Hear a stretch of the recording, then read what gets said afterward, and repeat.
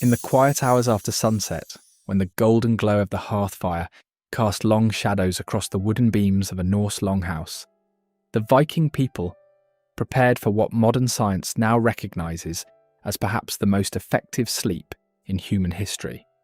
While we in the 21st century struggle with insomnia, sleep disorders, and the constant glow of electronic devices, the Norse inhabitants of Scandinavia during the Viking Age, 793 to 1066 CE, experienced a relationship with sleep that was profoundly different and arguably superior to our own. The notion that people from a culture often characterized by raiding and warfare might have enjoyed exceptional sleep quality may seem counterintuitive. Yet the evidence suggests that the environmental conditions, cultural practices, and lifestyle factors of Viking Age Scandinavia created a perfect storm of circumstances conducive to restorative sleep. From the natural rhythms of their days to their sleeping environments, from their dietary habits to their philosophical approach to rest, the Norse people embodied sleep practices that modern sleep scientists now desperately recommend to their sleep-deprived patients. Archaeological findings from sites across Scandinavia, Iceland, and the Norse settlements in the British Isles, combined with literary evidence from the sagas and Eddas, reveal a culture whose sleep patterns were deeply attuned to natural cycles. Unlike our modern obsession with 8 consecutive hours of sleep, a relatively recent historical development, the Vikings embraced sleep patterns that worked in harmony with their environment, their bodies, and their cultural needs. This article explores the multifaceted reasons why Viking sleep practices may have been the most effective in human history. We will examine how their biphasic sleep patterns aligned with natural human rhythms, how their physical environments promoted better sleep, and how their cultural attitudes toward rest created healthier sleep hygiene than many subsequent civilizations achieved. By understanding the sleep practices of the Norse people, we gain not only historical insight, but potentially valuable lessons for improving our own troubled relationship with sleep in the modern world. As we journey through the sleeping habits of the Viking Age, we will meet characters like Thorvald the shipbuilder, whose winter sleep routine in his coastal Norwegian homestead reveals much about Norse sleep environments, and Astrid the healer, whose knowledge of sleep-inducing herbs was passed down through generations. Through these historically grounded examples, we can glimpse the lived experience of sleep during this fascinating period of human history. The evidence suggests a provocative conclusion. Despite their reputation as fierce warriors and explorers, the people of the Viking Age may have been among the most well-rested humans in history, a quality that perhaps contributed to their remarkable achievements in navigation, craftsmanship, and cultural expansion. As we shall see when it comes to sleep, we modern humans have much to learn from our Norse ancestors. The modern world's obsession with consolidated 8-hour sleep is a historical anomaly, a product of industrialization, artificial lighting, and rigid work schedules rather than human biology. Archaeological evidence and saga accounts suggest that the Vikings, like many pre-industrial societies, practiced what sleep historians call biphasic, or segmented sleep, a pattern that may have been far more aligned with our natural biological rhythms. The evidence for Viking biphasic sleep. The Old Norse language itself provides clues to this sleep pattern. The sagas frequently mention fyrsta svefn, first sleep, and references to waking in the middle of the night for various activities before returning to odia svefn, second sleep. While these terms don't appear consistently enough to form conclusive evidence alone, they align with what we know about pre-industrial sleep patterns across Europe. In the Grettis saga, the titular hero Grettir Asmundarson is described as rising after his first sleep to tend to household matters before returning to his bedding later in the night. Similarly, in Egil's saga, there are references to characters waking in the dead of night to conduct business or conversations before returning to sleep until dawn. Archaeological evidence from Viking settlements supports this textual evidence. Excavations at Jorvik, modern-day York in England, a significant Viking settlement, revealed household layouts conducive to nighttime activity. Fire pits in longhouses show evidence of being maintained throughout the night, suggesting regular waking periods. The natural pattern of Viking sleep. Based on this evidence and our understanding of pre-industrial sleep patterns, a typical Viking sleep schedule likely followed this pattern. After sunset, particularly during the long winter nights that dominate Scandinavian latitudes, the household would gather around the central hearth. As darkness fell completely, usually a few hours after sunset, they would retire for their first sleep. This might last approximately 4 hours, after which many would wake naturally. This midnight waking period, lasting perhaps 1 to 2 hours, was not considered insomnia or a sleep disorder as we might classify it today, but rather a normal and expected part of the night. During this time, Vikings might tend to the fire, check on livestock, engage in quiet conversation, perform religious rituals, or even visit neighbours. Consider Bjorn Haraldsson, a farmer from the Trondheim region of Norway. Archaeological evidence from similar farmsteads suggests that, after his evening meal, and perhaps some storytelling around the fire, Bjorn would retire to his sleeping platform as darkness fell completely, around 7 or 8 p.m. in winter.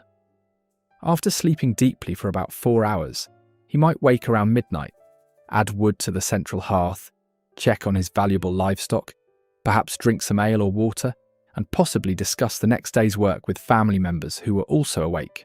After an hour or so of such activities, he would return to his sleeping platform for his second sleep until dawn.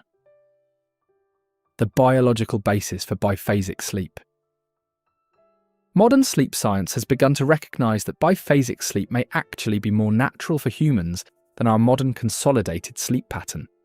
Research by historian A. Roger Ekirch, who documented hundreds of historical references to segmented sleep in pre-industrial Europe, suggests that this pattern was the norm throughout human history until artificial lighting changed our relationship with darkness. The human body naturally produces a surge of prolactin during the midnight waking period of biphasic sleep, a hormone associated with a sense of calm and well-being. Additionally, the natural circadian rhythm tends to include a period of heightened alertness a few hours after falling asleep, which aligns perfectly with the biphasic pattern. For Vikings living at northern latitudes, biphasic sleep would have been particularly adaptive. During winter, when darkness could last 16 to 20 hours, in parts of Scandinavia, attempting to sleep continuously for such long periods would have been biologically impractical. The midnight waking period broke the long dark hours into manageable segments while allowing necessary tasks to be completed. Seasonal variations in Viking sleep. The extreme seasonal variations in daylight at northern latitudes would have created significant seasonal differences in Viking sleep patterns. During summer, when daylight could last 20 hours or more in parts of Scandinavia, sleep would necessarily be compressed into shorter periods. The sagas occasionally mention the difficulty of sleep during the nightless nights of midsummer. The Havamal, a collection of Old Norse poems from the Poetic Edda, contains wisdom about moderation in sleep. The unwise man is awake all night, worrying about everything. When morning comes, he is tired, and all his troubles are just as they were. This suggests an awareness that sleep needed to be properly managed according to seasonal changes and personal needs. During winter, the pattern would shift dramatically. With darkness dominating the day, sleep would expand, though still likely in the biphasic pattern. Archaeological evidence from winter dwellings shows they were designed to maximise warmth and minimise fuel use during these long nights, creating perfect conditions for extended periods of rest. The midnight activities, what Vikings did between sleeps. The midnight waking period in Viking households was a time of quiet productivity and social connection. The sagas mention various activities conducted during this time. Craftwork. The making and repair of tools, spinning, and other quiet handcrafts were well suited to the midnight hours by firelight. Archaeological evidence from Viking settlements shows numerous small craft items that could have been produced during these quiet hours. Religious practices. Some scholars believe that certain religious rituals may have been performed during the midnight hours. The liminal nature of the midnight period, between one day and the next, had spiritual significance in many pre-Christian traditions. Storytelling and knowledge transmission. The sagas themselves may have been transmitted during these quiet midnight hours, when the mind was in a receptive, reflective state, and the household was gathered in intimate proximity. Sexual relations. The privacy afforded by darkness and the relaxed state between sleep periods made this a natural time for intimacy between couples. Security. In more turbulent times, the midnight waking period allowed for checking defences and changing guards, ensuring continuous protection. Take the example of Gudrun, a weaver from a settlement near modern-day Roskilde in Denmark. Archaeological evidence from similar households suggests that during her midnight waking period, she might use the quiet hours to spin thread by the light of the hearth fire, a task requiring focus but not bright light. This productive use of what would otherwise be wasted time in bed allowed her to maximise both her rest and her productivity. The transition to consolidated sleep. The biphasic sleep pattern of the Vikings began to disappear across Europe in the centuries following the Viking Age, particularly with the spread of artificial lighting and the regimentation of time that came with industrialisation. By forcing sleep into a single consolidated block, modern humans may have lost touch with a more natural rhythm that served our ancestors well for millennia. The Vikings' biphasic sleep pattern represents not a primitive or less advanced approach to sleep, but rather a more natural alignment with human biology and environmental conditions. Their segmented sleep, adapted to the extreme seasonal variations of northern latitudes, likely provided more restorative rest than our modern insistence on 8 consecutive hours, a pattern that often leads to sleep anxiety and insomnia when it cannot be achieved.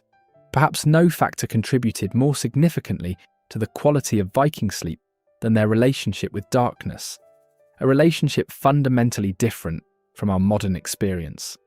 In an age before artificial lighting transformed human sleep patterns, the Norse people lived in harmony with natural light cycles, and this synchronization with nature's rhythms profoundly affected their sleep quality.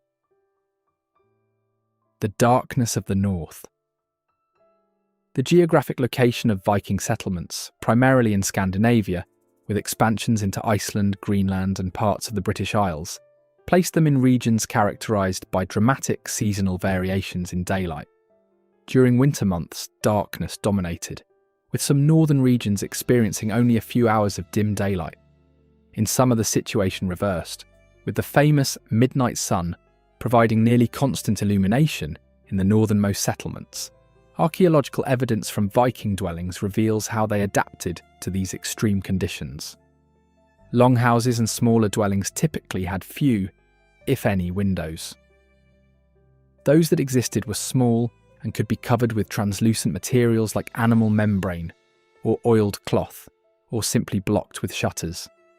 The primary source of light and heat was the central hearth, whose fire would be banked low during sleeping hours.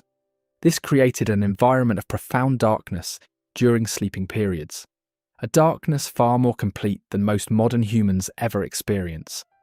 Even on clear moonlit nights, the interior of Viking dwellings would have been characterised by a darkness that modern sleep researchers now recognise as optimal for human sleep. The biological impact of true darkness. Modern sleep science has identified the critical importance of darkness for quality sleep. Darkness triggers the production of melatonin, the hormone that regulates sleep-wake cycles. Without sufficient darkness, melatonin production is suppressed, leading to difficulty falling asleep, reduced sleep quality, and potential long-term health consequences. The Vikings, living without artificial light, would have experienced melatonin production patterns closely aligned with natural sunset and sunrise. During winter months, this would have meant elevated melatonin levels for extended periods, creating ideal conditions for deep, restorative sleep. Consider Leif, a fisherman living on the Norwegian coast near modern-day Bergen. Archaeological evidence from similar coastal settlements suggests that his winter sleep environment would have been characterised by nearly complete darkness from mid-afternoon until late morning. With only the dim glow of banked coals in the hearth providing minimal illumination, his pineal gland would have produced melatonin at optimal levels for 12 to 16 hours each day during winter months. A study published in the Journal of Sleep Research found that when modern subjects were exposed to natural light cycles without artificial lighting for just 1 week, their sleep patterns rapidly synchronized with sunset and sunrise, and melatonin production increased by 30%. The Vikings lived their entire lives in such conditions, suggesting they likely experienced consistently optimal melatonin production. The Vikings were not, of course, without any form of artificial light. They used fires, oil lamps, and candles made from tallow or beeswax. However, these light sources differed fundamentally from modern lighting in ways that preserved sleep quality. First, these light sources produced primarily yellow-red spectrum light, rather than the blue spectrum light that most severely suppresses melatonin production. Modern research has shown that exposure to blue light, common in LEDs and screens, in the evening can delay melatonin production by up to 3 hours. The warm spectrum light of Viking fires and candles would have had minimal impact on their circadian rhythms. Second, these light sources were relatively dim. Archaeological experiments with reconstructed Viking oil lamps and candles suggest they produced between 5 to 20 lumens of light, compared to a modern LED bulb's 800 to 1,500 lumens. This low light level would have been insufficient to significantly suppress melatonin production. Third, artificial light was used sparingly due to the effort and resources required to produce it. Candles and oil for lamps were relatively expensive in terms of labour and materials. The sagas occasionally mention the careful use of lighting resources, suggesting that artificial light was used judiciously rather than wastefully. The Havamal contains wisdom that could be interpreted as addressing the importance of darkness for sleep. The wise guest has his ways when he comes to the feast, silent attention and thought. This could suggest the value placed on quiet, darkened environments for restoration. The extreme seasonal variations in daylight at northern latitudes presented unique challenges for sleep regulation.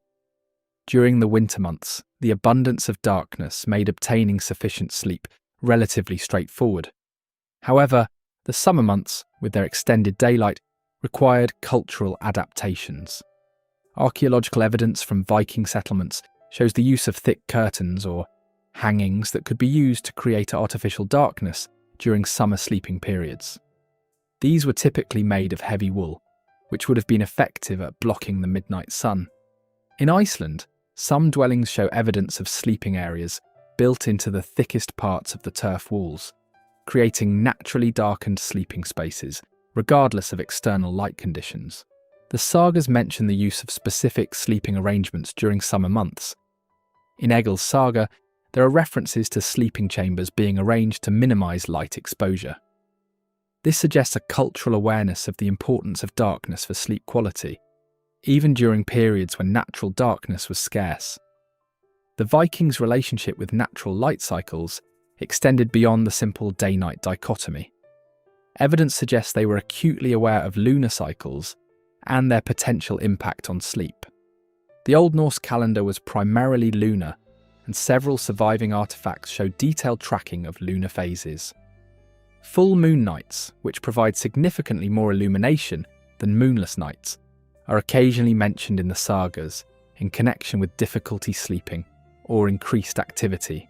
Snorri Sturluson, in the Prose Edda, references the moon's influence on natural cycles, suggesting an awareness of its potential impact on human rhythms as well. Modern research has confirmed that lunar cycles can indeed influence human sleep, with studies showing that people take longer to fall asleep and experience reduced deep sleep during full moon phases, even when they cannot see the moon. The Vikings' awareness of these natural cycles likely led to behavioural adaptations. Archaeological evidence from several settlements suggests that certain activities were planned according to lunar phases, potentially including adjustments to sleep timing and duration. The sleep-friendly relationship with darkness that characterised the Viking Age began to change in the centuries that followed. The increased use of candles, the development of better oil lamps, and eventually gaslighting and electric light progressively eroded the natural darkness that had supported human sleep for millennia. By the Industrial Revolution, artificial light had dramatically altered human sleep patterns across much of Europe. The invention of the electric light bulb in the late 19th century accelerated this change, creating environments where true darkness became increasingly rare. Today, light pollution affects more than 80% of the world's population, and many people never experience the kind of complete darkness that was normal for the Vikings. This constant exposure to artificial light, particularly blue spectrum light in the evening hours, has been linked to widespread sleep disorders and related health problems. The Vikings' embrace of natural darkness, both by necessity and through cultural adaptations, likely contributed significantly to sleep quality superior to that experienced by most modern humans. Their sleep environments, characterized by profound darkness during sleeping hours, would have supported optimal melatonin production and natural circadian rhythms, creating conditions for deep, restorative sleep that many of us can only imagine. One of the most striking differences between Viking sleep practices and our modern approach lies in the fundamentally communal nature of sleep during the Norse era. While contemporary Western culture prizes private bedrooms and individual sleeping arrangements, archaeological evidence and saga accounts reveal that Vikings typically slept in shared spaces, an arrangement that likely enhanced both their physical security and psychological well-being. Archaeological excavations of Viking dwellings across Scandinavia, Iceland, and Norse settlements in Scotland and Ireland reveal consistent patterns in sleeping arrangements. The typical Viking longhouse featured a central hearth with sleeping platforms or benches running along the walls. These platforms, often raised and built into the structure of the building, were shared sleeping spaces rather than private rooms. At Stung, a remarkably well-preserved Viking-age farmstead in Iceland, archaeologists have uncovered clear evidence of communal sleeping arrangements. The main longhouse featured raised platforms along both long walls that served as seating during the day and sleeping areas at night. Similar arrangements have been found at sites ranging from Jorvik, York, in England, to Lance aux Meadows in Newfoundland, suggesting this was a consistent pattern across the Viking world. The sleeping platforms were typically constructed of wood and would have been covered with straw, wool, and furs for comfort. Archaeological evidence suggests that these platforms were not divided into individual sleeping spaces, but were continuous, with entire households sharing the same sleeping area. Based on archaeological findings and saga accounts, we can reconstruct typical sleeping arrangements in Viking households.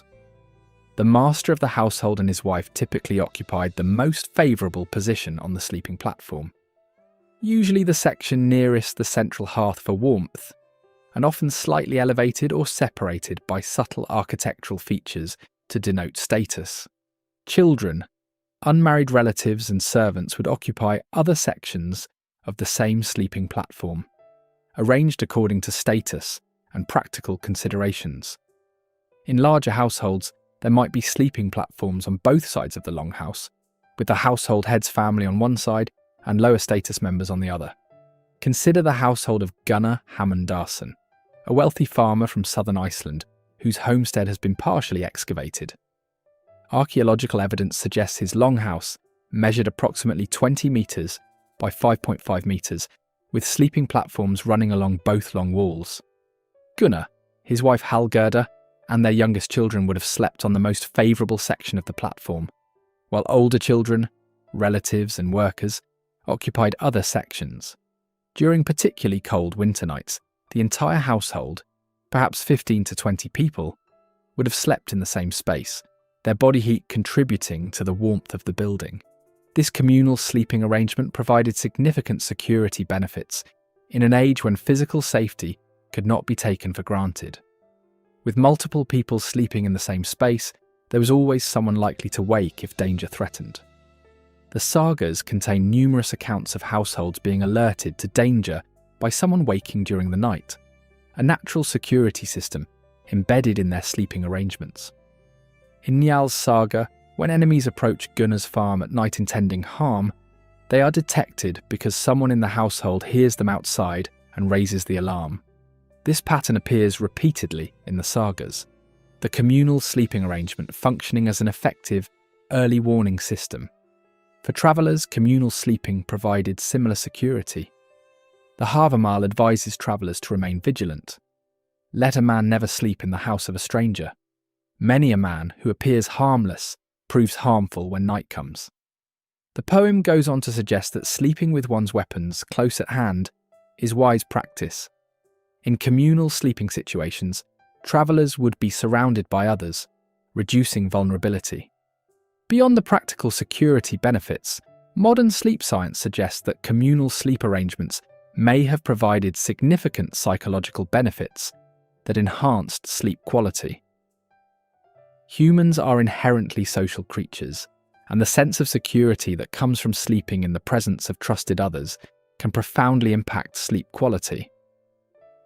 Research published in the journal Sleep Health has found that people who report stronger social connections and social support tend to experience better sleep quality. The physical proximity of trusted others during sleep appears to reduce vigilance and anxiety, allowing for deeper, more restorative sleep.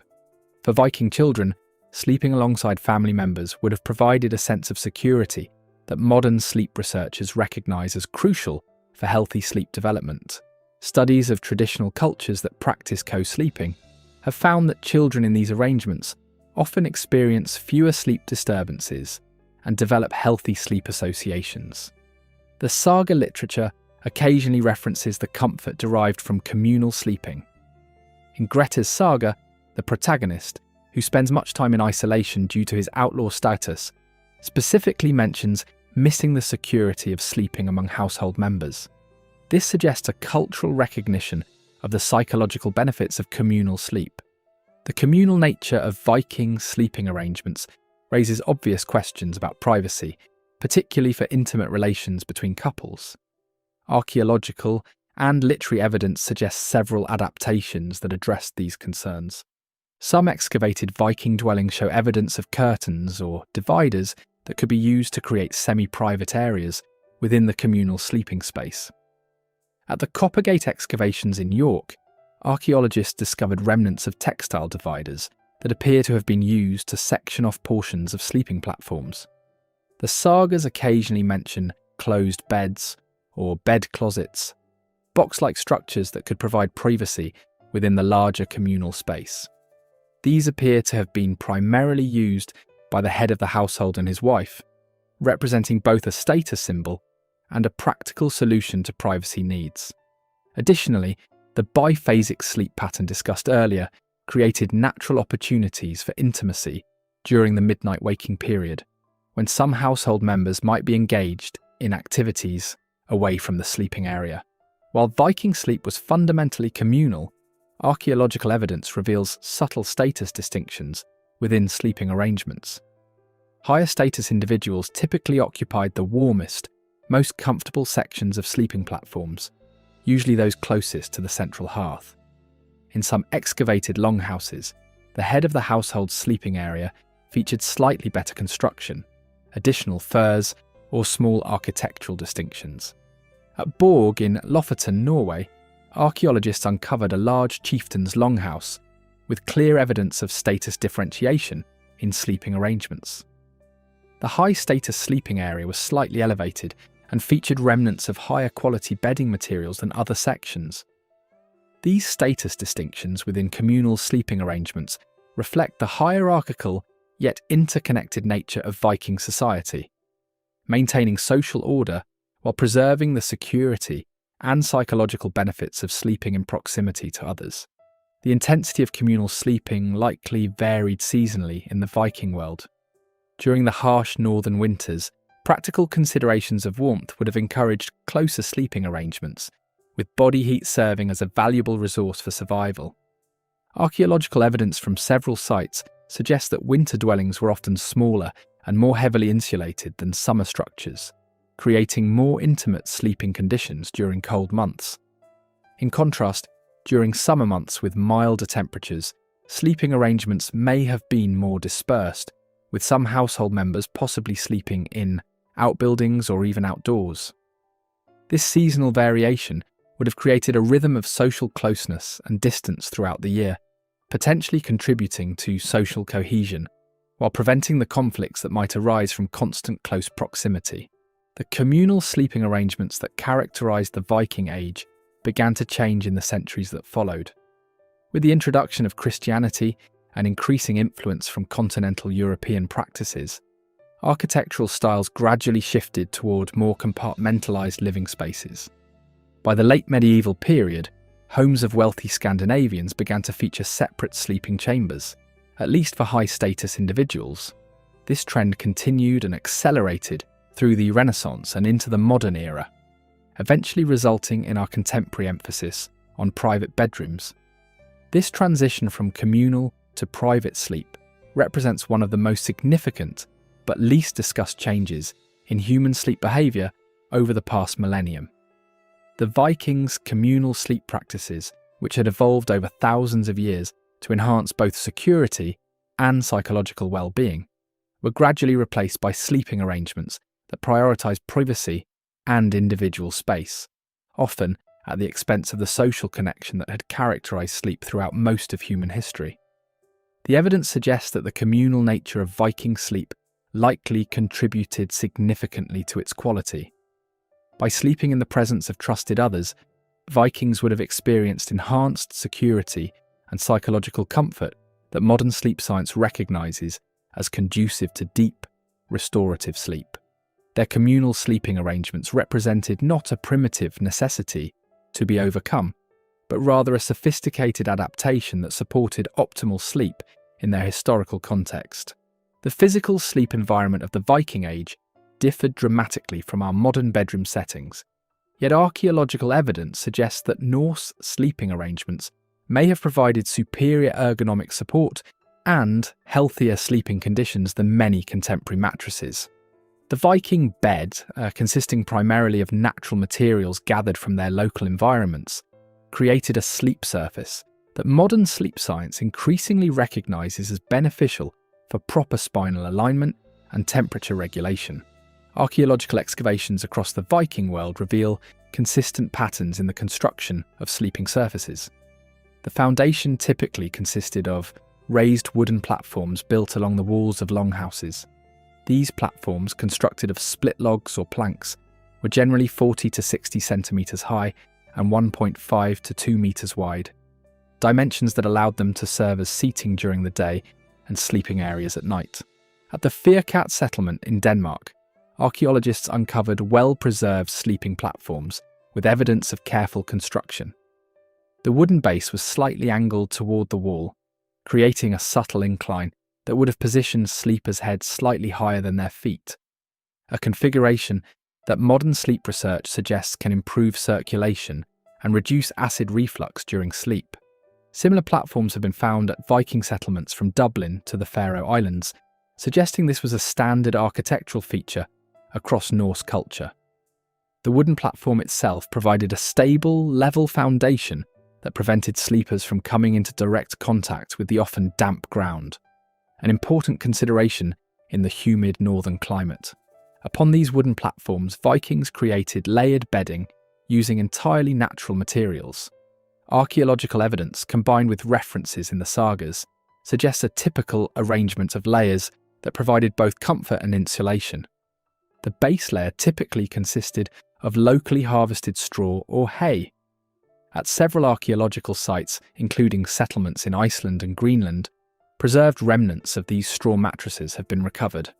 Analysis of these remains reveals that the straw was typically changed seasonally and was often selected for softness, with certain types of grass apparently preferred. Straw, while seemingly primitive compared to modern mattresses, offers several advantages as a sleeping surface.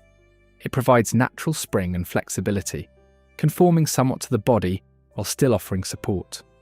Modern ergonomic research suggests that moderately firm, responsive surfaces like this may be optimal for spinal alignment during sleep. Additionally, straw allows air circulation, preventing the heat buildup that can occur with solid mattresses. This breathability would have helped regulate sleeping temperature, a factor that sleep scientists now recognise as crucial for quality sleep.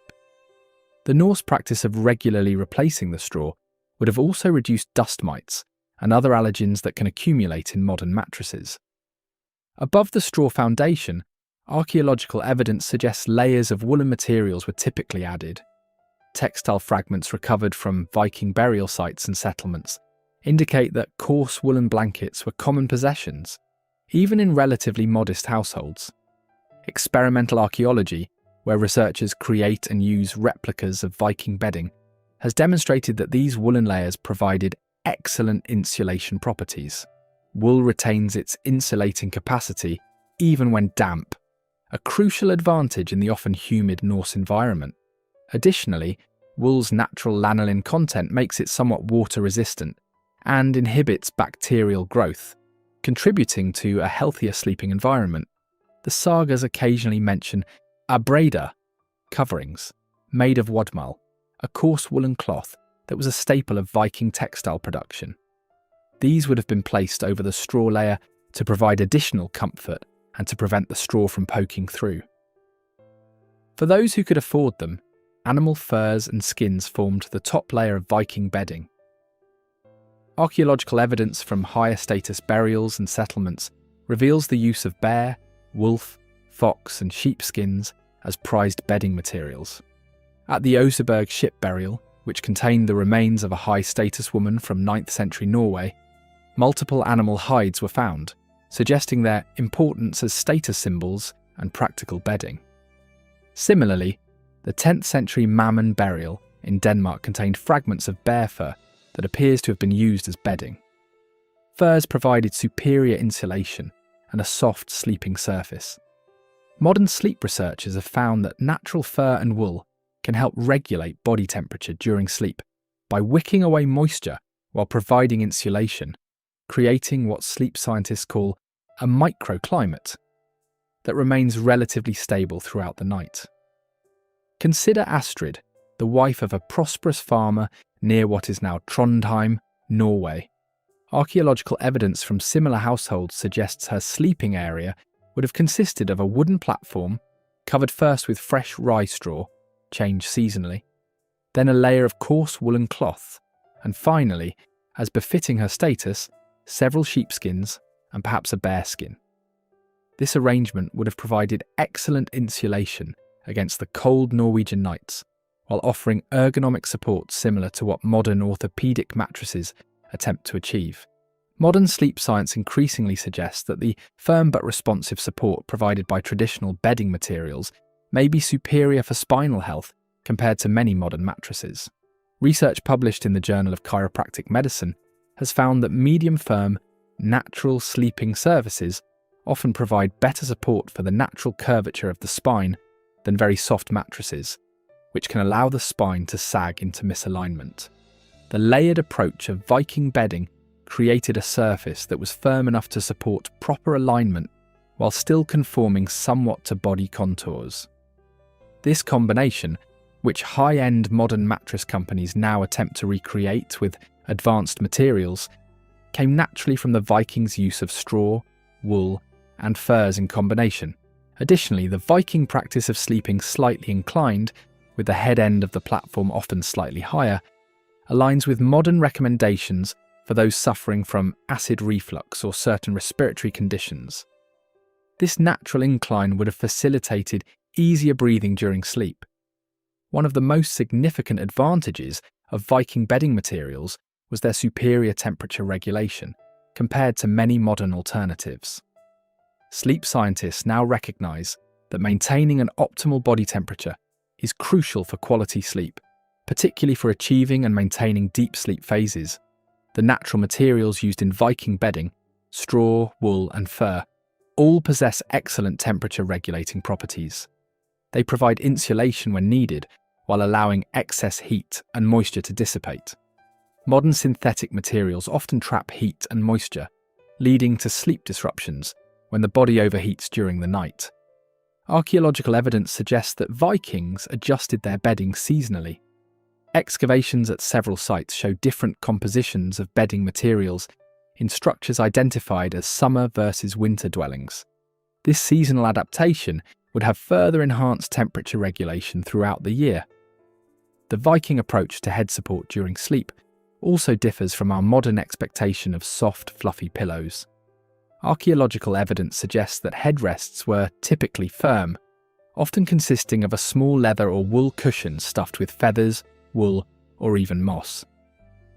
At the Coppergate excavations in York, archaeologists discovered a leather cushion that appears to have served as a pillow. Similar finds from other Viking settlements suggest that these headrests were relatively firm by modern standards. Interestingly, modern research on sleep posture suggests that firmer head support may be better for spinal alignment than the very soft pillows common today. Studies have found that overly soft pillows can contribute to neck pain and poor sleep posture, while moderately firm support better maintains proper alignment of the cervical spine during sleep. As discussed in the previous section on communal sleep, Viking sleeping platforms were typically shared among multiple people. This arrangement had implications for the physical sleeping experience beyond the social aspects previously explored. Shared sleeping surfaces distribute weight differently than individual beds, creating natural depressions and support patterns that can actually enhance comfort. Modern sleep researchers studying traditional cultures have noted that shared sleeping surfaces often create natural nests that support the body's contours. Additionally, in the cold northern climate, shared body heat would have been a significant advantage, reducing the need for excessive layers of bedding that might restrict movement during sleep. The natural bedding materials that characterised the Viking Age remained common throughout much of Europe until relatively recently. The transition to raised bedsteads with stuffed mattresses began among the elite during the medieval period, but didn't reach common households until much later. By the 19th century, straw mattresses were being replaced by cotton and horsehair models, and by the mid-20th century, synthetic materials had largely replaced natural fibres in most Western bedding. This transition, while perceived as progress, may have sacrificed some of the ergonomic and temperature-regulating benefits of traditional bedding. Recent trends in natural and organic bedding represent, in some ways, a return to principles that would have been familiar to the Vikings. The increasing popularity of wool mattress toppers, natural latex, and even straw-filled mattresses, now marketed as high-end orthopedic options, suggests a rediscovery of the benefits that Viking sleepers took for granted. The Viking bed, with its combination of firm support, natural temperature regulation, and regularly refreshed materials, likely provided an excellent foundation for quality sleep. While lacking the plushness we associate with luxury bedding today, the Norse sleeping surface offered ergonomic benefits that many modern mattresses attempt to recreate with advanced technology and materials, a testament to the sophisticated practicality of Viking sleep arrangements. While the Vikings are often remembered for their martial prowess and seafaring adventures, archaeological and literary evidence reveals a sophisticated understanding of medicinal plants, including those used to promote sleep and treat sleep disorders. The Norse pharmacopoeia included numerous herbs that modern science has confirmed possess sedative, anxiolytic, and sleep-enhancing properties. These natural sleep aids, combined with the environmental factors previously discussed, likely contributed significantly to the quality of Viking sleep. Archaeological excavations at Viking settlements have yielded substantial evidence of medicinal herb use. Pollen analysis from middens refuse heaps, and from residues in cooking vessels reveals the presence of numerous plants known for their sedative properties. At Jorvik, York, archaeologists discovered preserved seeds and plant remains including valerian, Valeriana officinalis, hops, Humulus lupulus, and linden, Tilia species, all plants with documented sleep-promoting properties.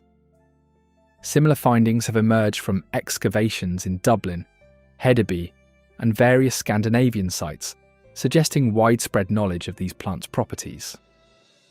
Particularly telling are finds from what appear to be healers' or herbalists' dwellings. At a 10th century settlement near Kaupang, Norway, archaeologists uncovered a building containing numerous preserved plant materials and specialised containers, suggesting it may have belonged to someone specialising in herbal medicine. Among the identified plants were several with sedative properties.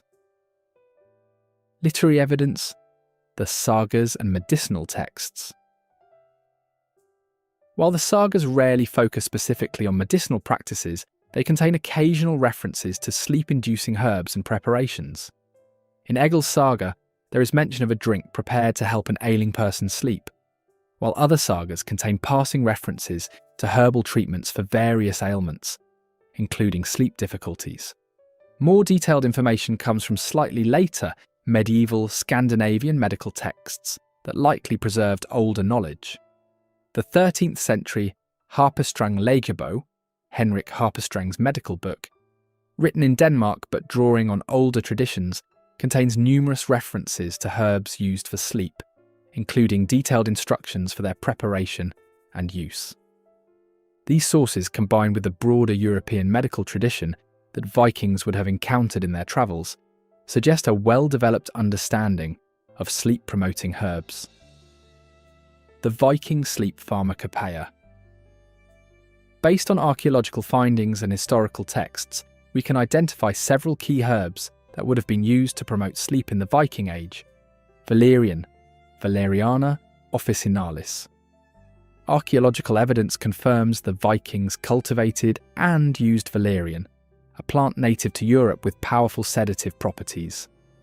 Modern research has validated valerian's effectiveness, with studies showing it reduces sleep latency, the time it takes to fall asleep, and improves sleep quality. Valerian root contains valerianic acid, which affects GABA receptors in the brain similar to modern benzodiazepines, but without the same risk of dependency. Hops, Humulus lupulus. While best known today as a beer ingredient, hops have a long history as a sedative. Archaeological evidence confirms Viking-era use of hops, both in brewing and medicinal preparations. Hops contain methyl butanol, which has demonstrated sedative effects. Modern studies have shown that hops, particularly when combined with valerian, can significantly improve sleep quality. Linden or lime flowers, Tilia species. Pollen and plant remains from Viking settlements confirm the use of linden, which contains flavonoids with mild sedative and anxiolytic properties. Linden tea remains a popular sleep aid in modern Scandinavian folk medicine. Chamomile, Matricaria chamomilla. Archaeological evidence suggests chamomile was known and used medicinally by Vikings. Its mild sedative effects come from apigenin, a flavonoid that binds to benzodiazepine receptors in the brain. Modern studies have confirmed chamomile's effectiveness for improving sleep quality. Lavender, Lavandula angustifolia. While not native to Scandinavia, lavender was likely encountered by Vikings in their travels and possibly cultivated in some settlements. Archaeological evidence from Viking trading centres shows lavender was among the imported medicinal herbs. Modern research has demonstrated that lavender's scent alone can improve sleep quality by decreasing heart rate and blood pressure. Passion flower, Passiflora incarnata. Although this is more speculative, there is some evidence suggesting Vikings who reached North America may have encountered and brought back passion flower, which Native Americans used as a sedative.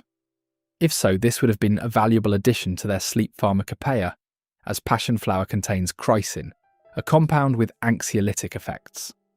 Archaeological and literary evidence suggests several methods by which Vikings prepared and administered these sleep-promoting herbs.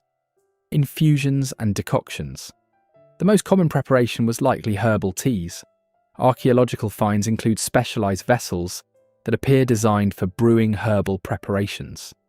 The sagas occasionally mention medicinal drinks, and later Nordic medical texts provide specific instructions for preparing herbal infusions. Alcoholic extractions. Vikings were skilled brewers, and evidence suggests they created medicinal alcoholic preparations similar to modern tinctures. Alcohol effectively extracts many of the active compounds in sedative herbs and would have enhanced their absorption. Smoke inhalation. Some herbs, particularly hops and lavender, may have been added to fires for their aromatic properties. Archaeological evidence from several sites shows specialised containers that may have been used for burning aromatic substances. Herbal pillows. Later Nordic folk medicine includes the tradition of herbal pillows stuffed with sedative herbs. While direct archaeological evidence of this practice from the Viking Age is lacking, it represents a plausible use of these plants. The use of medicinal herbs in Viking culture likely had both practical and ritualistic dimensions. These sagas suggest that healing was often associated with magical or spiritual practices, and the administration of herbal remedies probably incorporated elements of ritual. Archaeological evidence from several sites shows what appear to be ritualistic arrangements of herbs and specialized containers, in contexts suggesting medicinal use. This suggests that the effectiveness of herbal sleep aids may have been enhanced by the psychological impact of ritual administration, what modern medicine would recognize as a placebo effect supplementing the herb's pharmacological properties. Consider Thora, a healer from a settlement near modern-day Roskilde in Denmark. Archaeological evidence from similar contexts suggests she would have maintained a garden of medicinal herbs, including valerian and chamomile. For a person suffering from sleep difficulties, she might prepare a strong decoction of valerian root, enhanced with hops and sweetened with honey. This would be administered in the evening, perhaps accompanied by specific incantations or rituals that enhanced its perceived effectiveness. The combination of the herb's genuine pharmacological properties and the psychological impact of their ritual administration would likely have produced significant improvements in sleep quality. Seasonal variations in herbal sleep aids. The extreme seasonal variations in daylight at northern latitudes would have necessitated different approaches to sleep aids throughout the year. Archaeological and literary evidence suggests awareness of this need. During the long winter nights when obtaining sufficient sleep was less problematic, milder herbs like chamomile and linden might have been preferred. During summer, with its extended daylight, stronger sedatives like valerian and hops would have been more valuable for inducing sleep despite the ambient light. Some archaeological evidence suggests seasonal harvesting patterns for different medicinal herbs, with some collected and dried in larger quantities at specific times of year, suggesting awareness of their optimal potency cycles. An important consideration when comparing Viking herbal sleep aids to modern pharmaceutical alternatives is their relative safety profile. Modern sleeping medications, while effective, often carry risks of dependency, tolerance, and side effects. The herbal remedies used by Vikings generally have much milder side effect profiles and lower risks of dependency. Modern research has confirmed that herbs like valerian, hops, and chamomile can improve sleep quality without the risks associated with many prescription sleep aids. While less potent than modern pharmaceuticals, their gentler action may actually have been advantageous for regular use, allowing Vikings to enhance sleep quality without developing tolerance or dependency.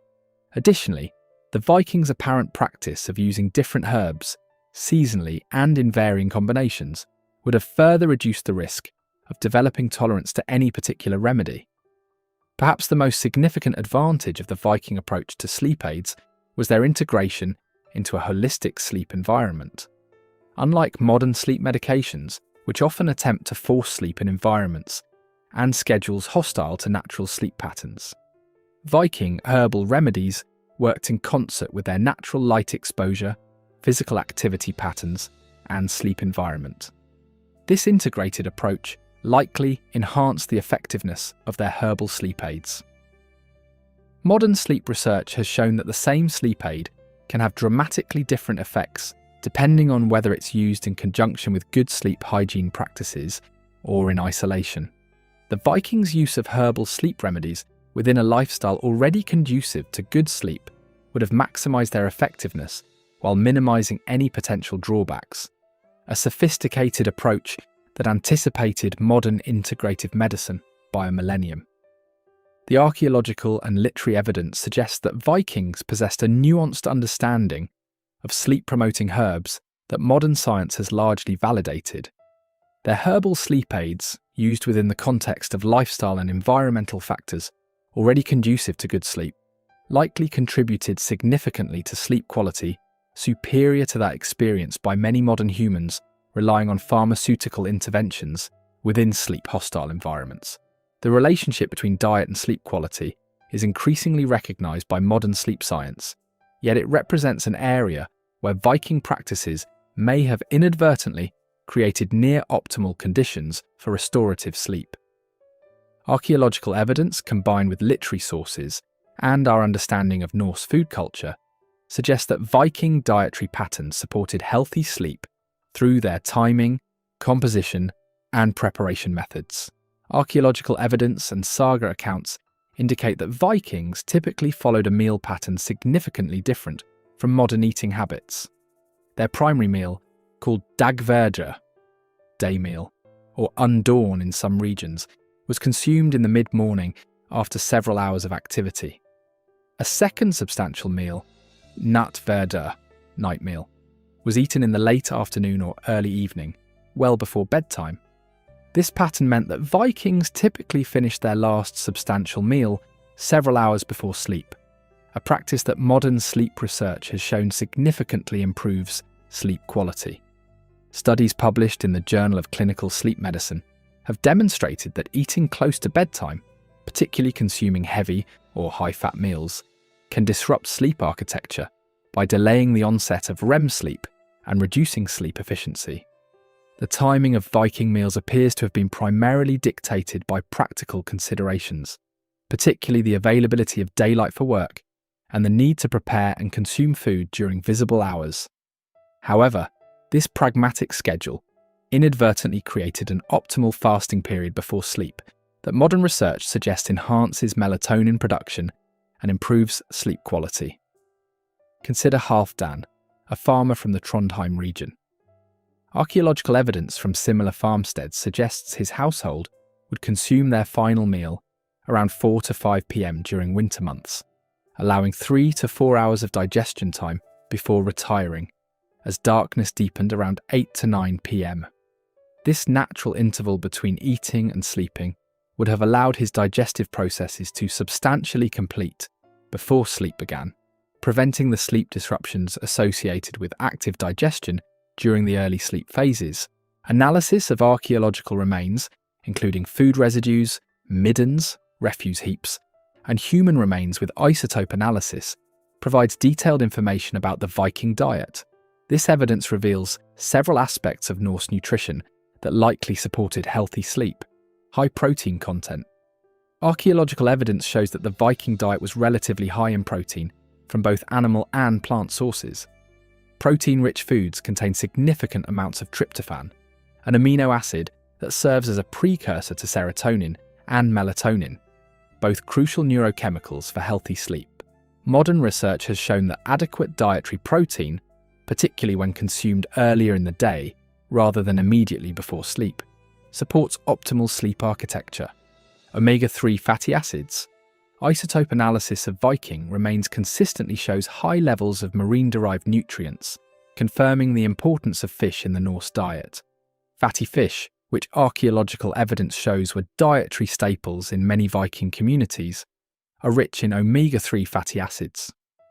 Modern research has demonstrated a strong correlation between omega-3 consumption and improved sleep quality, with studies showing that higher blood levels of DHA, a type of omega-3, are associated with better sleep. Complex carbohydrates. Archaeological evidence, including carbonized grain remains and grinding tools, shows that barley, rye, and oats were staples of the Viking diet. These whole grains provide complex carbohydrates that modern research has linked to improved sleep quality. Studies have shown that high glycemic carbohydrates consumed close to bedtime can reduce sleep latency, while the complex carbohydrates typical of the Viking diet, consumed earlier in the day, provide sustained energy without the sleep-disrupting blood sugar fluctuations associated with simple carbohydrates. Limited refined sugar. The Viking diet was notably low in simple sugars, with honey being the primary sweetener, and used sparingly due to its value.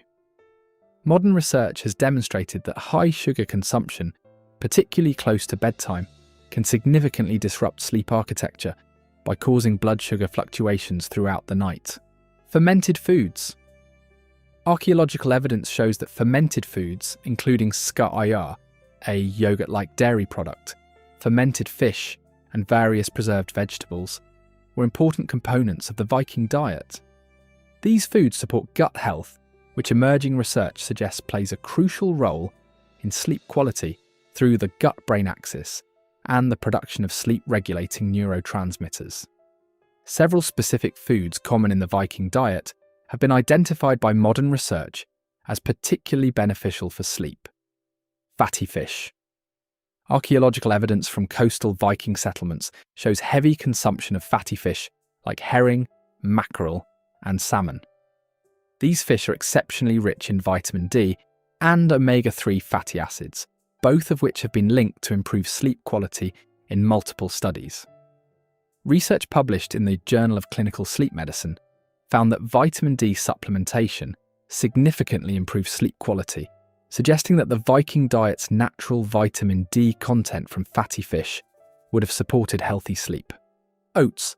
Carbonized grain remains from numerous Viking settlements confirm the importance of oats in the Norse diet. Oats contain melatonin and complex carbohydrates that promote stable blood sugar throughout the night. They also provide magnesium, which modern research has identified as an important mineral for sleep quality due to its muscle-relaxing properties and role in GABA production. Barley. Archaeological evidence shows barley was the most important grain in many Viking communities. Barley is rich in the amino acid tryptophan and contains significant amounts of magnesium and B vitamins, all nutrients. Modern research has linked to improved sleep quality. Dairy products. Analysis of residues in Viking cooking vessels confirms the importance of dairy in the Norse diet. Milk, particularly when fermented into products like skyr, contains calcium, tryptophan, and vitamin D, a combination of nutrients that support the production of melatonin. Modern research has shown that dairy consumption can improve sleep efficiency and increase REM sleep. Archaeological evidence shows that fermentation and other preservation methods were crucial to Viking food culture. These techniques not only extended food storage life, but inadvertently created products with enhanced sleep-promoting properties. Fermented fish. Analysis of residues from Viking food vessels confirms the practice of fermenting fish. This process increases the bioavailability of the omega-3 fatty acids that modern research has linked to improved sleep quality. Skyr and fermented dairy. Residue analysis confirms the production of fermented dairy products. The fermentation process increases the GABA content of dairy, a neurotransmitter with powerful sleep-promoting effects. Modern research has shown that GABA-rich fermented foods can reduce sleep latency and improve sleep quality. Sourdough bread. Archaeological evidence, including preserved starters and bread remains, confirms that Vikings typically fermented their grain products through sourdough processes. This fermentation reduces the phytic acid content of grains, increasing the bioavailability of sleep-promoting minerals like magnesium and zinc. The Viking diet showed significant seasonal variations that likely impacted sleep patterns throughout the year. Archaeological evidence from middens shows clear seasonal patterns in food consumption that would have affected sleep. Winter diet. During winter months, preserved foods dominated the Viking diet. These included dried and fermented fish, smoked meats and stored grains, all foods that modern research has shown contain higher levels of certain sleep-promoting compounds compared to their fresh counterparts. For example, the fermentation and curing processes increase the availability of tryptophan in many foods. Summer diet. Archaeological evidence shows that summer diets included more fresh vegetables, fruits and dairy. These foods are rich in antioxidants and minerals that support melatonin production. The natural synchronization of diet with seasonal light changes may have helped Vikings maintain healthy sleep despite the dramatic seasonal variations in daylight at northern latitudes. Analysis of Viking drinking vessels and well constructions confirms the importance of adequate hydration in Norse culture. Water, ale, with lower alcohol content than modern beer, and whey-based drinks appear to have been the primary beverages. Modern sleep research has established that proper hydration is crucial for quality sleep. while dehydration can fragment sleep and increase awakening frequency. The Viking practice of consuming moderate amounts of liquid throughout the day, rather than large amounts close to bedtime, which can cause nighttime awakening for urination, aligns with modern recommendations for sleep-supporting hydration patterns. Archaeological and literary evidence confirms that alcohol, primarily in the form of ale and mead, was consumed in Viking culture, often in substantial quantities during feasts and celebrations. However, several factors suggest that routine alcohol consumption may have been more moderate and less disruptive to sleep than in many modern contexts. Lower alcohol content, analysis of residues from Viking brewing vessels suggests their everyday ale had significantly lower alcohol content, typically 2 to 3%, than modern beer. Modern research has shown that while high alcohol consumption severely disrupts sleep architecture, particularly REM sleep, low to moderate consumption has less significant impacts. Timing of consumption. The saga suggests that heavy drinking typically occurred during special feasts rather than as a daily practice, and usually earlier in the day rather than immediately before sleep. This pattern would have minimized alcohol's disruptive effects on sleep architecture. Medicinal use. Some saga references suggest awareness that small amounts of alcohol could promote initial sleep onset, with mead sometimes mentioned as a sleep aid. Modern research confirms that while alcohol disrupts overall sleep architecture, small amounts can indeed reduce sleep latency. The dietary patterns that likely supported Viking sleep quality began to change in the centuries following the Viking Age. The introduction of refined sugar, increased alcohol content in beverages, later mealtimes, and eventually highly processed foods all represented departures from the sleep-supporting nutritional patterns of the Viking era. By the Industrial Revolution, many Europeans were consuming their largest meal in the evening, often close to bedtime, a significant change from the Viking pattern of eating the final meal well before sunset. This shift, driven by work schedules rather than natural light cycles, likely had substantial negative impacts on sleep quality. The archaeological and literary evidence suggests that the Viking diet, through both its composition and timing, created near-optimal conditions for quality sleep. Their consumption of foods rich in sleep-promoting nutrients, combined with meal timing that allowed complete digestion before sleep, likely contributed significantly to sleep quality. Superior to that experienced by many modern humans, whose diets and eating patterns often actively undermine healthy sleep. The relationship between physical activity and sleep quality is well established in modern sleep science, with moderate to vigorous daily exertion consistently linked to improved sleep architecture. Archaeological evidence, saga accounts, and our understanding of daily life in the Viking Age suggest that Norse physical activity patterns may have created ideal conditions for deep, restorative sleep, conditions increasingly rare in our sedentary modern world. Archaeological evidence provides clear insights into the physical nature of Viking existence.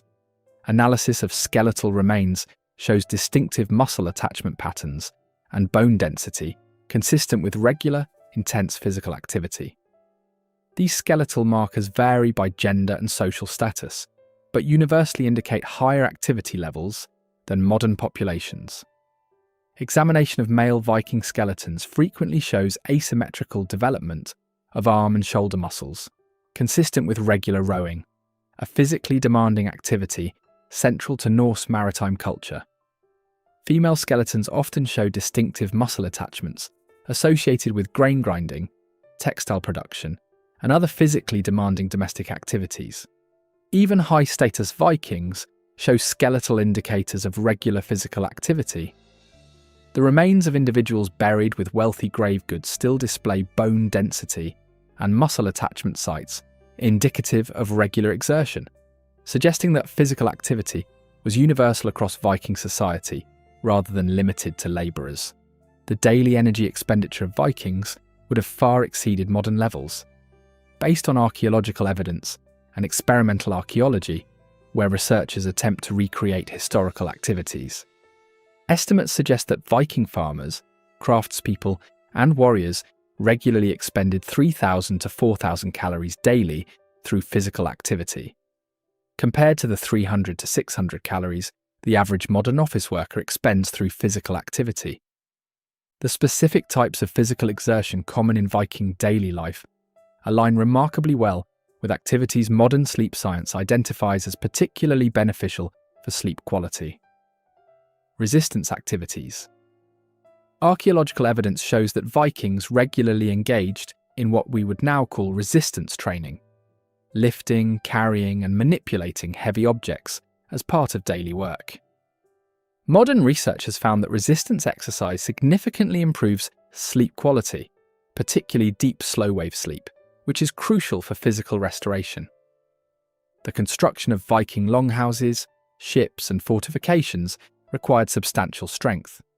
Experimental archaeology projects, where modern researchers attempt to build Viking structures using period-appropriate techniques, have demonstrated the extraordinary physical demands of these activities.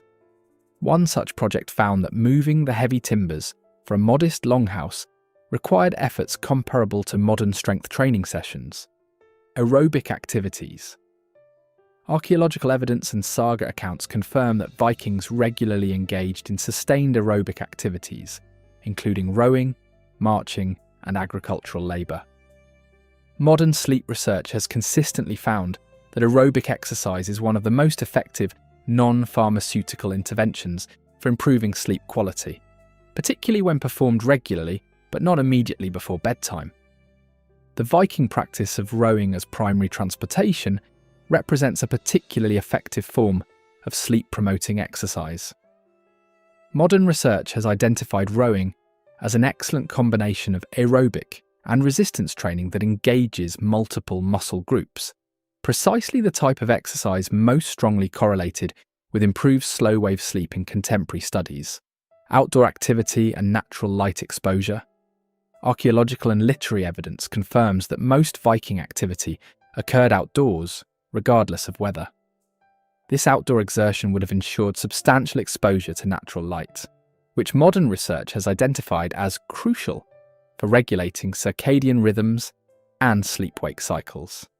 Studies published in the Journal of Sleep Research have found that outdoor exercise has more powerful effects on sleep quality than equivalent indoor activity, likely due to the combined benefits of physical exertion and natural light exposure. The Viking lifestyle, with its emphasis on outdoor work, would have maximised these combined benefits. Archaeological evidence and saga accounts suggest that Viking physical activity patterns aligned naturally with circadian rhythms in ways that would have optimised sleep quality. Morning and daytime exertion. The sagas frequently mention beginning work at dawn, with the most physically demanding tasks typically performed during daylight hours. Modern sleep research has found that morning and afternoon exercise most effectively enhances sleep quality, while intense evening activity can delay sleep onset. Seasonal adaptation. Archaeological evidence suggests that work patterns shifted seasonally, with more intense physical activity during the extended daylight of summer, and reduced, though still substantial, exertion during winter months. This natural seasonal variation would have helped maintain consistent sleep quality, despite dramatic seasonal changes in daylight hours at northern latitudes. Gradual evening reduction. The saga literature suggests that evening activities typically involved less physically demanding tasks, such as storytelling, handicrafts, and meal preparation. This natural tapering of physical exertion in the hours before sleep aligns perfectly with modern recommendations for optimizing sleep onset. Consider Gunnar, a shipbuilder from coastal Norway. Archaeological evidence from similar contexts suggests his typical day would involve intense physical labor from dawn until late afternoon, rowing to obtain materials, lifting and shaping heavy timbers, and operating manual tools. As evening approached, his activities would naturally transition to less demanding tasks like fine carving or planning the next day's work. This pattern, intense physical exertion during daylight hours followed by gradually reduced activity before sleep, creates ideal conditions for deep, restorative sleep, according to modern research.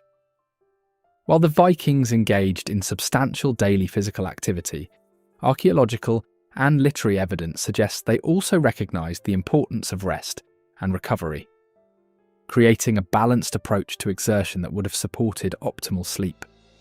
Seasonal rest periods. The saga literature references Jolavild, Yule rest, a period during the darkest winter months when physical labour was reduced and rest was emphasised.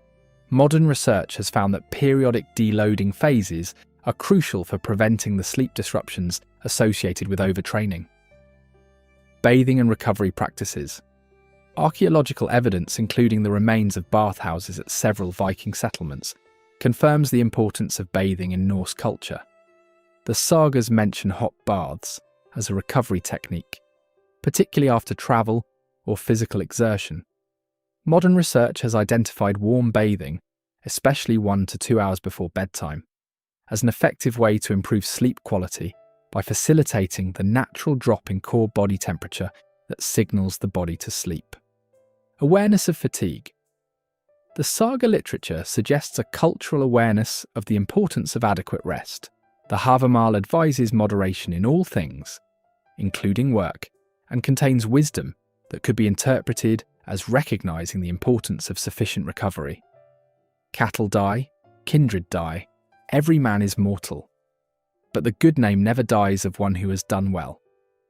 This suggests a long-term perspective that would support sustainable work patterns rather than constant exhaustion. Archaeological and literary evidence suggests that much Viking physical work was performed communally, often accompanied by songs, stories, or competitive elements. Modern research has found that social exercise has particularly powerful benefits for sleep quality compared to solitary exertion. Studies published in sleep medicine reviews have found that the combination of social interaction and physical activity creates a particularly effective stimulus for improving sleep quality, likely due to the combined effects of physical fatigue and positive social engagement. The communal nature of Viking work, from rowing ships to raising buildings, would have maximised these combined benefits. The Viking pattern of substantial daily physical exertion performed primarily during daylight hours contrasts sharply with modern activity patterns. Today, many people engage in minimal physical activity throughout the day, exercise intensely in the evening, if at all, perform physical activity indoors under artificial light, experience little seasonal variation in activity levels. Each of these modern patterns represents a departure from the activity patterns that supported Viking sleep quality. The shift from consistent daily physical exertion to sedentary lifestyles punctuated by occasional intense exercise represents one of the most significant changes in human sleep hygiene over the past millennium. Modern research suggests that the Viking pattern of consistent, substantial daily physical activity, performed primarily during daylight hours, creates ideal conditions for deep, restorative sleep, particularly the crucial slow-wave sleep phases during which physical recovery occurs. An important distinction between Viking and modern fatigue patterns lies in the balance between physical and mental exhaustion. Archaeological and literary evidence suggests that Viking daily life involved substantial physical exertion, but relatively limited cognitive stress compared to modern, information-saturated environments. Modern sleep research has found that physical fatigue generally enhances sleep quality, while mental, cognitive fatigue and stress often undermine it. The Viking balance of high physical demands with lower cognitive stress represents a particularly sleep-friendly combination, according to contemporary sleep science. The archaeological and literary evidence suggests that Viking physical activity patterns, characterized by substantial daily exertion, performed primarily during daylight hours, with natural seasonal variations and appropriate recovery periods, created near-optimal conditions for quality sleep. Their combination of resistance and aerobic activities, performed outdoors and often socially, would have provided powerful sleep-enhancing benefits that many modern humans, despite our advanced knowledge of exercise physiology, fail to achieve in our sedentary, artificially lit environments. Beyond the physical and environmental factors that contributed to Viking sleep quality, Archaeological evidence and saga literature suggest that Norse psychological approaches to sleep may have been equally important. Their cultural attitudes toward rest, their methods of managing anxiety, and their spiritual beliefs about sleep created mental conditions conducive to the deep, restorative sleep that modern humans often find elusive. The saga literature reveals a Norse culture that valued proper rest without fetishizing sleep or developing anxiety about it, a balanced approach that modern sleep psychology recognizes as optimal for sleep quality. The Havamal, a collection of Old Norse poems from the Poetic Edda, contains several verses that could be interpreted as addressing the importance of moderation in sleep. A man should not sleep all the morning through. He who grasps at wealth is often without wisdom. This suggests a cultural value placed on rising with purpose, while other verses warn against excessive vigilance and worry. The unwise man is awake all night and ponders everything over. When morning comes, he is weary in mind, and all is a burden as ever.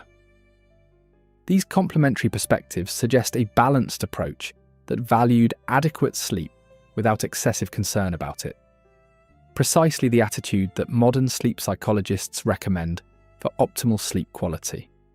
The Norse cultural approach appears to have treated sleep as a natural, necessary part of life, rather than either a luxury to be minimized or a problem to be solved.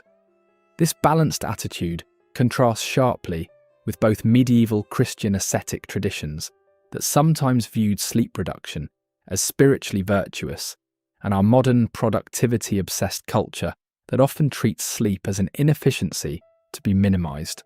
The Viking approach, valuing adequate rest while maintaining clear purpose, represents a psychological middle path that modern sleep psychology recognizes as most conducive to healthy sleep.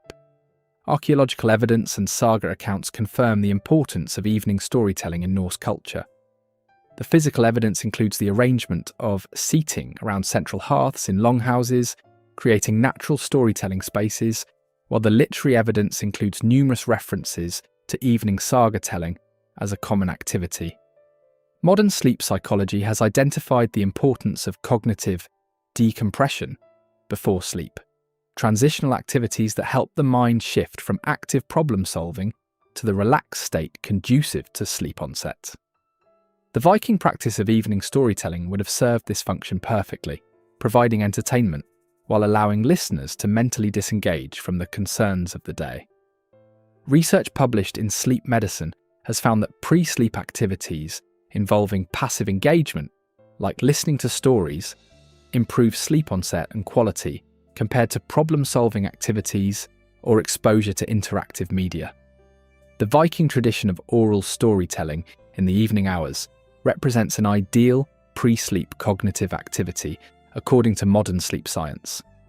Consider Astrid, a woman from a farmstead near what is now Uppsala, Sweden. Archaeological evidence from similar households suggests that after the evening meal, her family would gather around the hearth, where an elder might recount tales of ancestors or mythological stories. This passive listening experience would have allowed her mind to gradually transition from the active concerns of the day to a more receptive, relaxed state ideal for sleep onset, all without the blue light exposure or interactive stimulation that undermines sleep in modern evening entertainment. Archaeological evidence, including amulets and carved symbols found near sleeping areas, combined with literary references in the sagas and Eddas, suggest that Vikings held complex spiritual beliefs about sleep and dreaming that likely influenced their sleep experience.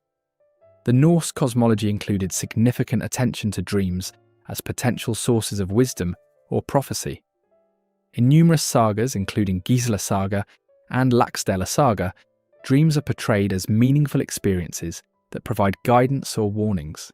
This perspective contrasts with some later Christian views that sometimes associated dreams with demonic influence, a belief that could generate sleep anxiety. The Norse view of dreams as potentially valuable experiences rather than threats may have reduced sleep anxiety and created a more positive psychological approach to sleep. Modern sleep psychology has found that positive attitudes toward dreaming are associated with better sleep quality. while fear of dreams can contribute to insomnia and sleep avoidance. Additionally, archaeological evidence suggests that Vikings sometimes placed protective amulets near sleeping areas. These physical manifestations of spiritual protection likely provided psychological comfort that facilitated sleep onset.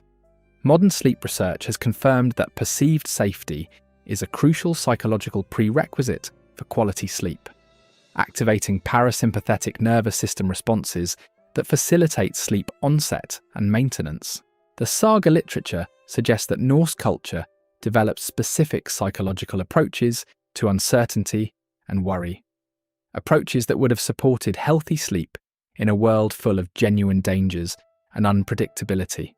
The concept of weird, or uardiar fate, appears repeatedly in Norse literature, suggesting a worldview that acknowledged the limits of personal control over outcomes.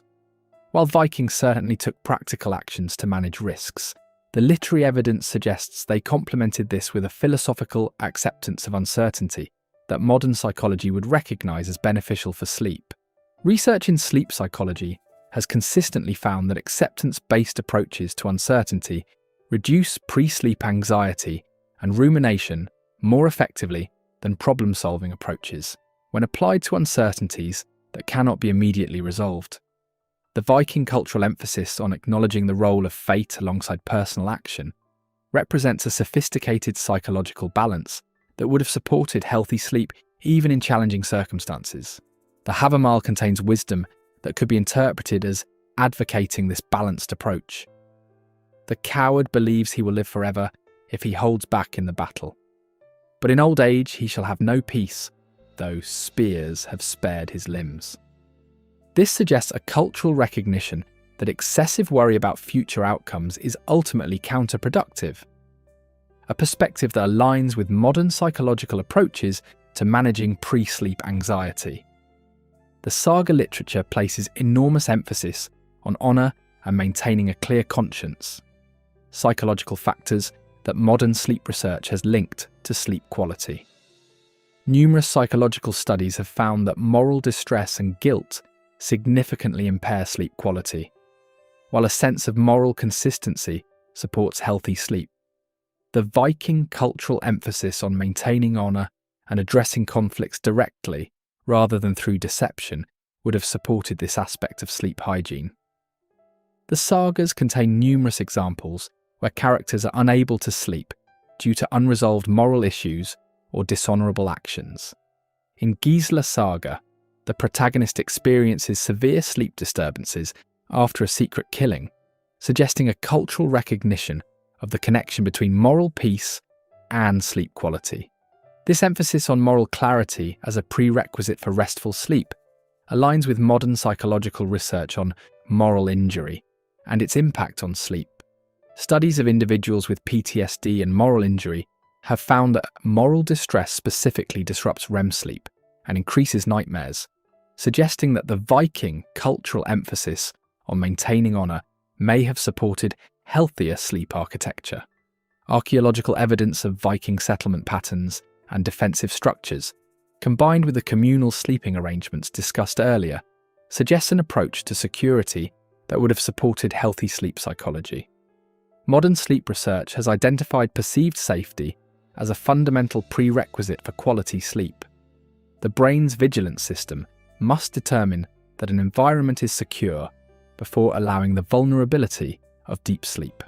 The Viking approach to security, combining physical defences with communal sleeping arrangements where multiple individuals could respond to threats, created conditions of perceived safety that would have supported deeper, more restorative sleep.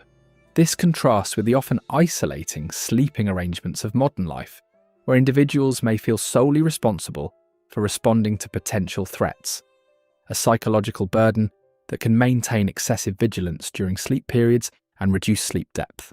Archaeological and literary evidence suggests that Vikings developed psychological adaptations to the extreme seasonal variations in their environment, particularly the challenge of the long winter darkness at northern latitudes.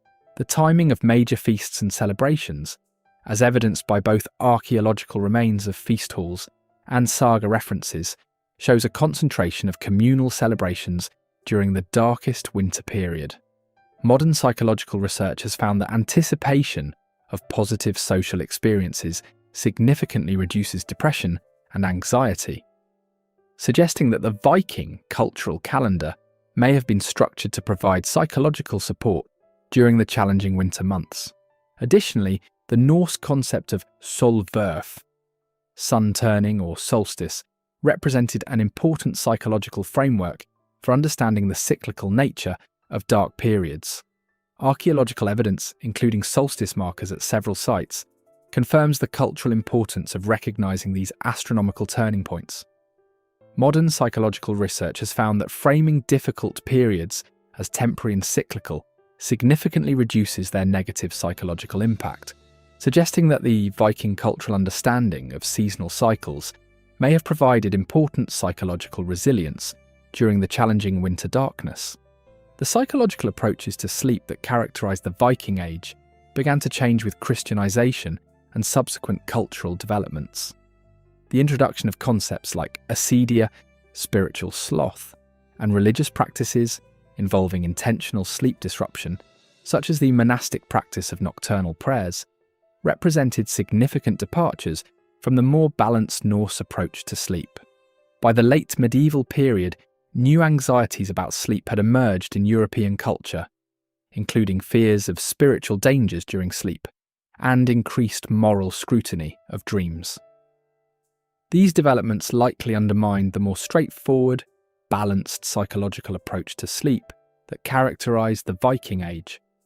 The archaeological and literary evidence suggests that Viking psychological approaches to sleep, characterized by balanced attitudes toward rest, effective pre-sleep cognitive decompression through storytelling, positive spiritual associations with sleep and dreaming, pragmatic approaches to uncertainty, emphasis on moral clarity, and communal security, created near-optimal conditions for quality sleep. Their psychological framework supported healthy sleep in ways that many modern humans, despite our advanced understanding of sleep psychology, struggle to achieve in our anxiety-prone, hyper-connected world. The evidence presented throughout this exploration suggests a provocative conclusion. The people of Viking Age Scandinavia may indeed have experienced some of the best sleep in human history. Their sleep practices were not superior due to any single factor, but rather through the remarkable alignment of multiple elements: environmental, physical, nutritional, and psychological, that collectively created ideal conditions for restorative sleep. The Viking approach to sleep was not the result of advanced scientific understanding or deliberate optimization. Rather, it emerged organically from their way of life, their environmental conditions, and their cultural practices. Yet modern sleep science increasingly validates the effectiveness of these ancient patterns, suggesting that in our quest for better sleep, we might look not only forward to new technologies, but also backward to wisdom embedded in traditional practices. What made Viking sleep particularly effective was the integration of multiple sleep-supporting factors into a coherent whole. Their biphasic sleep patterns aligned naturally with human biology and the extended darkness of northern winters, allowing for sleep that followed innate circadian rhythms rather than artificial schedules. Their relationship with darkness, living without artificial light and experiencing true darkness during sleeping hours, supported optimal melatonin production and circadian regulation. Their communal sleeping arrangements provided both physical security and psychological comfort, creating conditions where vigilance could be reduced and deeper sleep achieved. Their sleeping surfaces, constructed from natural materials and regularly refreshed, offered ergonomic support and temperature regulation that many modern mattresses attempt to recreate with advanced technology. Their use of herbal sleep aids provided gentle, non-habit-forming support for sleep onset and quality, without the side effects associated with many modern sleep medications. Their dietary patterns, with meals timed well before sleep and composed of nutrients that modern science recognizes as sleep-supporting, created optimal conditions for digestive comfort during sleep. Their physical activity patterns, characterized by substantial daily exertion, performed primarily during daylight hours, created the kind of physical fatigue that promotes deep, restorative, slow-wave sleep. Their psychological approaches to sleep, balanced, accepting, and unburdened by sleep anxiety, created the mental conditions necessary for surrendering to sleep without the performance pressure that undermines many modern sleep attempts. This integration of multiple factors created a sleep ecosystem far more conducive to quality rest than our modern environment. Despite all our technological advances and scientific knowledge, the sleep-friendly practices of the Viking Age did not disappear overnight. Rather, they eroded gradually through a series of historical developments that each chipped away at different aspects of their effective sleep ecosystem. The spread of artificial lighting, beginning with improved candles and oil lamps and culminating in electric light, disrupted the darkness that had supported natural melatonin production. The Industrial Revolution imposed artificial work schedules disconnected from natural light cycles, forcing sleep into consolidated blocks determined by productivity requirements rather than biological rhythms. Architectural changes created increasingly private sleeping spaces, sacrificing the security and social connection of communal sleep for privacy and status display. The medicalization of sleep transformed a natural process into a performance metric, creating sleep anxiety that undermines the very rest it attempts to measure. The shift to sedentary lifestyles eliminated the physical fatigue that had naturally prepared bodies for deep sleep. Changes in dietary patterns introduced sleep-disrupting foods and meal timings that interfere with natural sleep processes. Each of these changes was embraced as progress, yet collectively they have created a modern sleep environment that works against our biology rather than with it, resulting in the sleep crisis that now affects societies worldwide. Reclaiming Viking sleep wisdom. While we cannot and should not attempt to recreate Viking society in its entirety, their sleep practices offer valuable insights that can be adapted to improve sleep in our modern context. Respect for darkness. Creating truly dark sleeping environments by eliminating LED lights, using blackout curtains, and avoiding screen use before bed can help restore some of the melatonin-supporting benefits that Vikings experience naturally. Biphasic flexibility.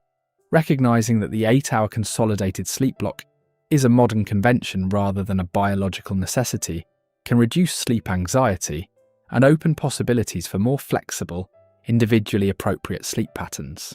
Natural materials. Choosing bedding made from wool, cotton, and other natural fibers can help recreate some of the temperature-regulating benefits of traditional Viking bedding. Nutritional timing. Adopting earlier meal times and allowing several hours of digestion before sleep can recreate one of the most beneficial aspects of Viking sleep hygiene. Consistent physical activity. Incorporating regular physical exertion throughout the day, particularly outdoors in natural light, can help create the kind of physical fatigue that promotes deep sleep. Herbal support. Exploring traditional sleep-supporting herbs like valerian, hops, and chamomile can provide gentle sleep support without the side effects of many pharmaceutical interventions. Evening decompression. Replacing interactive electronic media with passive activities like storytelling or listening in the hours before bed can help recreate the cognitive transition that Viking evening activities naturally provided. Psychological balance. Cultivating a balanced attitude towards sleep, valuing it without anxiously monitoring it, can help recreate the psychological conditions that supported Viking sleep quality. These adaptations cannot fully recreate the integrated sleep ecosystem of the Viking Age, but they can help incorporate elements of their effective practices into our modern lives. Perhaps the most important lesson from Viking sleep practices is what might be called the Viking sleep paradox. Those who worried least about optimizing their sleep may have achieved the best sleep in history. Their sleep quality emerged not from deliberate optimization, but as a natural consequence of a lifestyle aligned with human biology and environmental conditions. This stands in stark contrast to our modern approach, where sleep is increasingly treated as a performance metric to be optimized through technology, supplements, and careful monitoring. The evidence suggests that this anxious attention to sleep optimization may actually undermine the very rest it attempts to improve. The Vikings remind us that the best sleep comes not from treating rest as a problem to be solved, but from creating the environmental, physical, and psychological conditions where healthy sleep emerges naturally. Their approach, living in harmony with natural cycles, maintaining physical activity, eating appropriately, and approaching sleep with balanced attitudes, created conditions where good sleep was the default rather than an achievement. In our quest for better sleep, perhaps the most valuable insight from the Viking Age is not any specific technique or practice, but this fundamental shift in perspective. Rather than trying to optimize sleep directly, we might focus on creating the conditions where healthy sleep patterns emerge naturally from our daily lives. The people of Viking Age Scandinavia likely experienced some of the best sleep in human history, not because they knew more about sleep than we do, but because they lived in ways that naturally supported the sleep processes our bodies evolved to require. By understanding their practices and the principles behind them, we can work to reclaim some of that lost sleep wisdom and apply it within our modern context, not by becoming Vikings, but by recognizing the timeless human needs their lifestyle inadvertently satisfied. As we navigate our modern sleep challenges, the Norse people of 1,000 years ago offer us not just historical curiosity, but practical wisdom. The best sleep comes not from conquering rest through force of will and technology, but from creating the conditions where healthy sleep naturally flourishes. In this, as in their legendary journeys, the Vikings have charted a path we would be wise to follow.